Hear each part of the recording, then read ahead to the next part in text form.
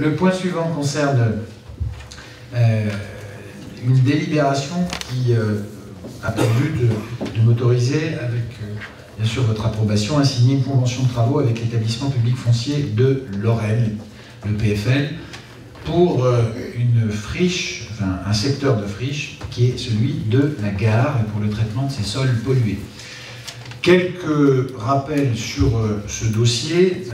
D'abord pour nous souvenir collectivement que c'est un projet qui était inscrit au contrat de plan État-région 2015-2020, dont il était prévu qu'il bénéficie de subventions importantes de la région Grand Est et de l'État.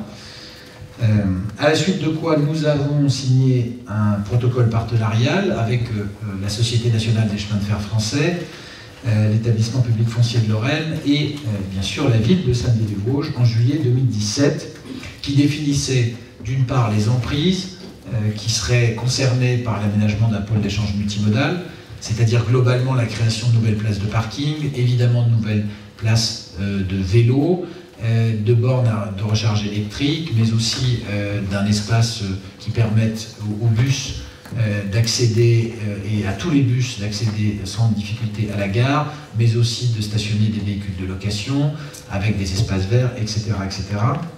Donc c'est ce qui avait été défini, la taille de cette emprise avait été définie lors d'une convention, donc en juillet 2017. Je rappelle que l'ensemble du site à acquérir représente 1 hectare avec 1000 m² à démolir. C'est donc, je le disais, un projet partenarial entre la ville de Saint-Dié-des-Vosges, l'établissement public foncier de Lorraine et la Société nationale des chemins de fer français.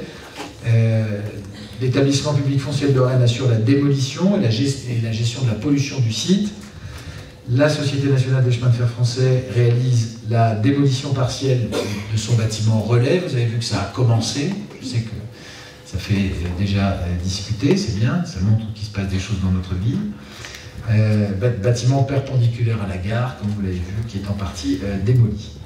Et puis la ville de Saint-Dié-des-Vosges, pour sa part, et peut-être la communauté d'agglomération, c'est en débat, mais je sais que c'est une question qui est abordée en ce moment à la commission mobilité de l'agglomération, est maître d'ouvrage des travaux de réalisation du pôle d'échange multimodal, et nous avons déjà effectué une première partie avec la démolition partielle de la passerelle dite de la Meurthe. Alors, de quoi s'agit-il spécialement aujourd'hui? On a déjà validé pour mémoire une première convention de travaux en mai 2018, avec une enveloppe de 700 000 € qui était prévue pour la maîtrise d'œuvre et les travaux. Et là, il s'agit de valider une deuxième enveloppe en lien avec l'établissement public foncier de Lorraine, qui prévoit 900 000 € de travaux, la dépollution, la démolition des emprises et des bâtiments dégradés, la dépollution des sols, le traitement des terres polluées, qui seront confinées, et la réhabilitation du clos et couvert d'un bâtiment qui sera utilisé par la SNCF. Donc 900 000 € plus 700 000, ça fait 1 600 000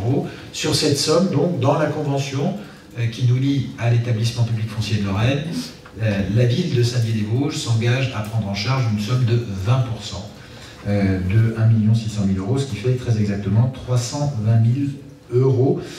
Et j'indique d'ores et déjà qu'en accord avec l'établissement public foncier de Lorraine, cette somme sera à prévoir au budget 2020 et pas 2019, puisque c'est une opération qui ne figurait pas dans le budget que nous avons voté, comme vous le savez.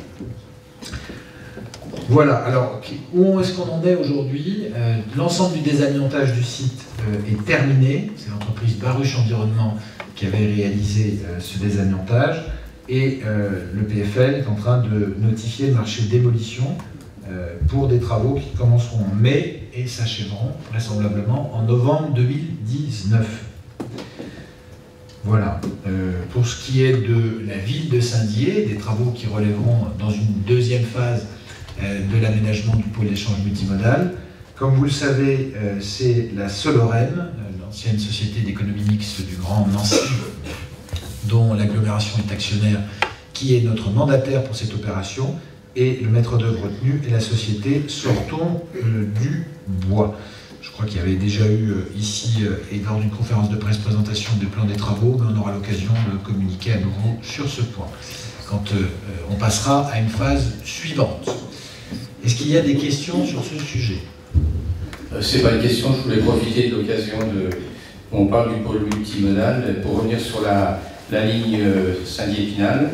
Vous avez parlé de garage à vélo, donc il peut être utile puisque si vous vous déplacez en vélo vers Épinal, les bus n'acceptent qu'un seul vélo. Donc on imagine qu'un couple veuille aller en vélo, c'est une situation personnelle, mais il y en a qu'un qui peut partir avec son vélo, donc c'est peut-être une question à étudier avec la région Grand Est. C'est bien la SNCF qui fait rouler les bus et qui détermine quel matériel circule sur cette ligne. Mais écoutez, je ferai remonter cette remarque. On peut imaginer qu'une personne qui veut monter à Bifontaine arrive avec son vélo, il y a déjà quelqu'un qui a mis son vélo et elle n'a plus qu'à aller à Épinal en vélo. Elle sera en retard pour son travail. Okay. Merci beaucoup. Donc je ferai remonter, on verra. J'espère que la SNCF a des matériels nécessaires pour pouvoir stationner 2 ou 3 ou 4 vélos dans ce bus. Je leur poserai la question. Pour ce qui est de la ligne ferrée, comme vous le savez, le président de la République a réitéré ses engagements à ce que cette ligne réouvre. Aujourd'hui, on est en discussion. J'étais d'ailleurs à l'Élysée à ce moment-là, enfin, je n'étais pas à l'Élysée, mais j'étais au ministère des Transports au même moment avec la ministre en train de parler de ce sujet au moment où cette réponse a été faite. Et donc nous sommes en train de travailler à la clé de répartition. Ce que je peux juste vous dire, c'est que la région Grand Est s'est déjà engagée sur un montant qui est très significatif sur les travaux qui sont à réaliser. Il reste donc désormais à l'État de nous faire savoir de combien il est prêt à s'engager. Si nous pouvons donc passer au vote. Oui, pas d'autres questions? Non. Eh bien, qui est pour? Qui est contre? Qui s'abstient? C'est adopté. Pas besoin d'insister sur la dimension, au-delà des mobilités, mais même urbaine d'un projet de gare. Ça change la physionomie d'une ville.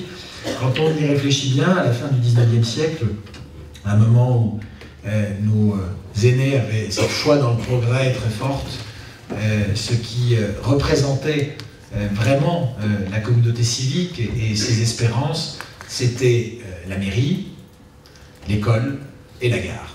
C'est-à-dire la capacité d'accéder à une condition sociale différente par les études à l'école, l'ouverture sur le monde aussi à l'école, la capacité de se déplacer à la gare, et puis la mairie qui est la maison commune. Et donc c'est important que cet endroit soit facilement accessible, d'autant qu'on a la chance d'avoir une gare en plein centre-ville. La deuxième convention que nous soumettons à votre examen, mes chers collègues, concerne une mise à disposition de terrain. C'est toujours sur l'emprise de la gare, mais alors cette fois-ci il s'agit de la partie qui est située sur le parvis de la gare et notamment devant l'actuel buffet de la gare, pour lequel la branche de la SNCF qui est compétente est la partie gare et connexion, qui est aujourd'hui une antenne de SNCF Mobilité, c'est-à-dire la partie de la SNCF qui fait rouler les trains, mais qui va devenir une filiale de SNCF Réseau, c'est-à-dire la partie de la SNCF qui fait les travaux sur la voie ferrée pour des raisons de capacité à organiser une libre concurrence. Voilà, alors SNCF Gare et Connexion souhaite conserver la propriété de cette emprise. Pour autant, ils sont d'accord pour nous la mettre à disposition pour pouvoir réaliser des aménagements. J'indique qu'au stade où nous en sommes aujourd'hui du projet, il est vraisemblable que toute cette partie sera évidemment, c'est déjà aujourd'hui une sorte de parking un peu sauvage et d'ailleurs fermé désormais, alors qu'il est inutilisé, c'est le paradoxe. Eh bien cette partie évidemment restera piétonne, deviendra complètement piétonne et sera aménagée de façon paysagère devant le buffet de la gare, comme d'ailleurs le parvis lui-même qui ne sera plus circulé puisqu'on pourra déposer ses amis ou sa famille un peu plus loin. Est-ce qu'il y a des demandes de prise de parole sur ce sujet? Il n'y en a pas. Nous pouvons donc passer au vote. Qui est pour? Qui est contre? Qui s'abstient? Merci à vous.